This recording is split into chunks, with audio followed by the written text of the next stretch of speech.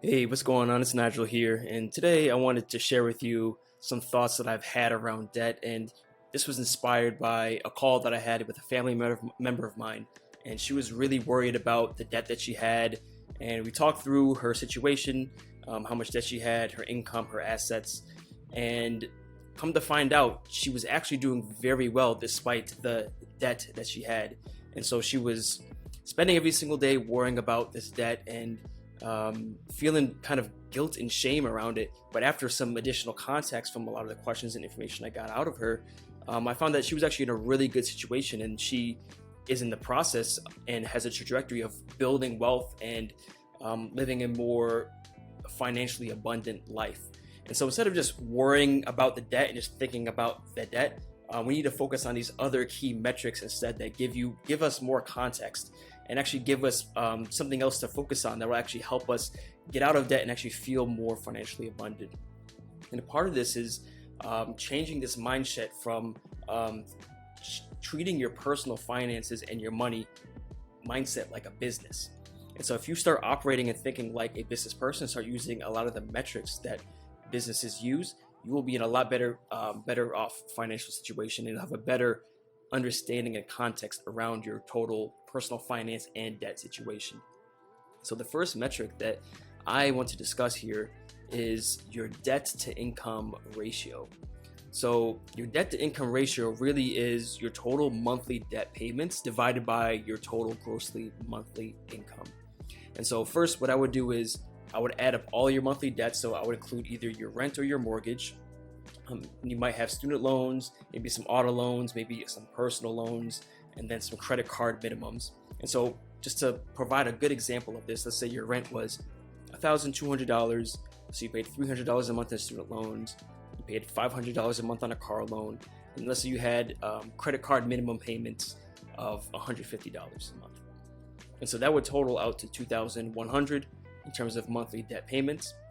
And then let's say you made $5,000 a month in terms of your grossly monthly income.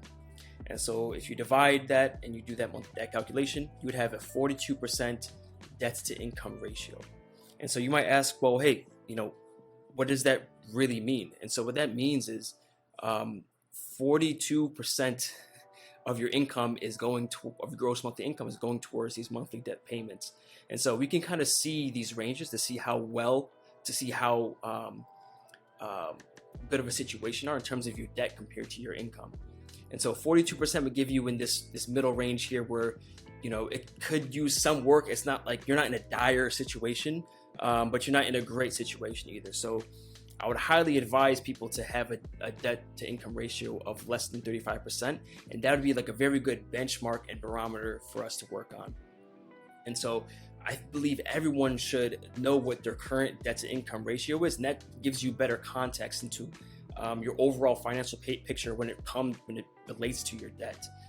So I highly recommend everyone calculate what their current debt to income ratio is, and then develop a goal on what their goal debt to income ratio is. So, for example, let's say you are at this 42%. Your next goal might be trying to aim for 35%, or it could even be going towards 30% if you're already under 35%.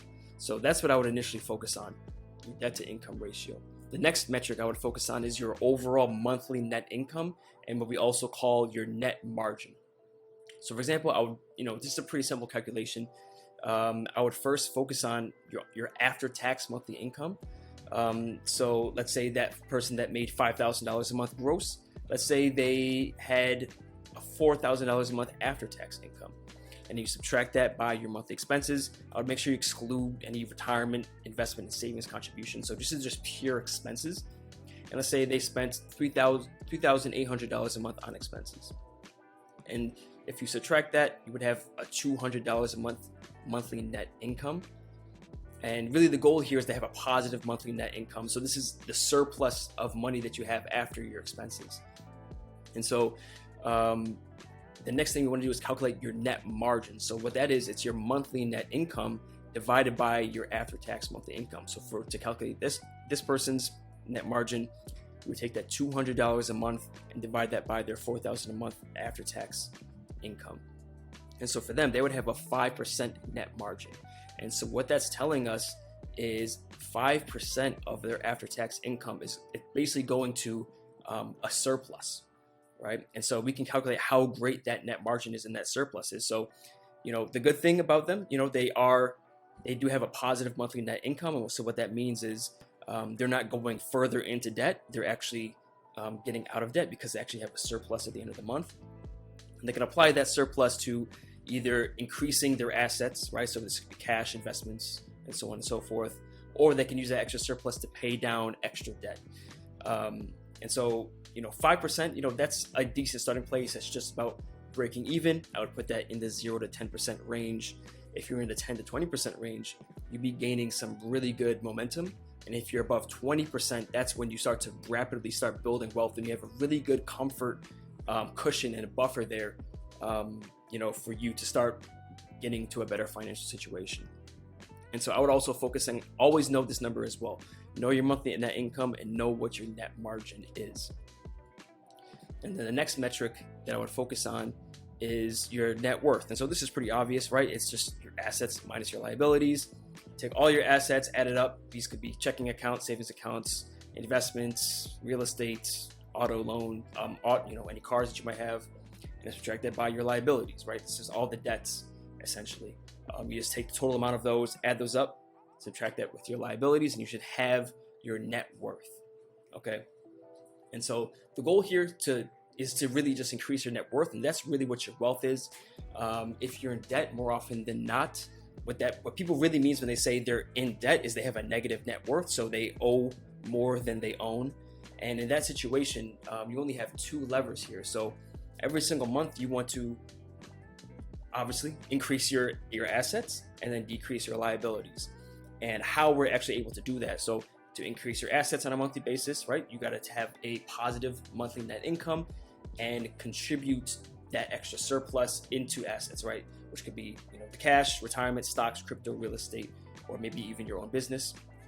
And you can increase the rate at which you're building those assets by increasing your net margin. So the higher your net margin, the faster rate you are of building your assets. Or you can alternatively do what most people think of when they're trying to get out of debt, quote unquote, is to try to decrease their liabilities. So instead of taking that surplus and adding it to assets, you can actually take that extra surplus and apply that to increasing your monthly payments that contribute to paying off your debt. And so that's the two levers. And that's why it's so important to understand, what your debt to income ratio is, determining the barometer of how bad your debt situation is. And then you want to know, are you steadily getting out of debt or getting into debt by understanding your monthly net income, and then understanding the rate at which you're getting out of debt or getting back into debt with your net margin, and then understanding your net worth. So what's your overall wealth? How much do you owe or how much do you own? And it's really important to understand those metrics because we got to shift our mindset here. So this is what I call the 5D mindset shift. And so, it's very important to manage your expenses properly, right? And find points of leverage to increase your income. And this is incredibly important because most financial advice really stops at decreasing your expenses and paying off debt. That's all they tell you. They tell you to, cut all your expenses and stop drinking coffee and, right, just decrease your lifestyle, which can be helpful, right? Obviously, decreasing your expenses is one aspect of increasing your monthly net income, which is the tool that helps you, increase your assets or decrease your liabilities. But, just looking at the debt and expenses by itself are not helpful metrics. It doesn't give enough context, which is why we need to start calculating, the metrics that I mentioned before, right? Your debt to income ratio, your monthly net income, your net margin, and understand your net worth and focusing on improving those metrics. And with that, and when you start focusing on those specific metrics, what happens is you start to not only just manage your expenses properly, but you're also finding those points of leverage to increasing your income.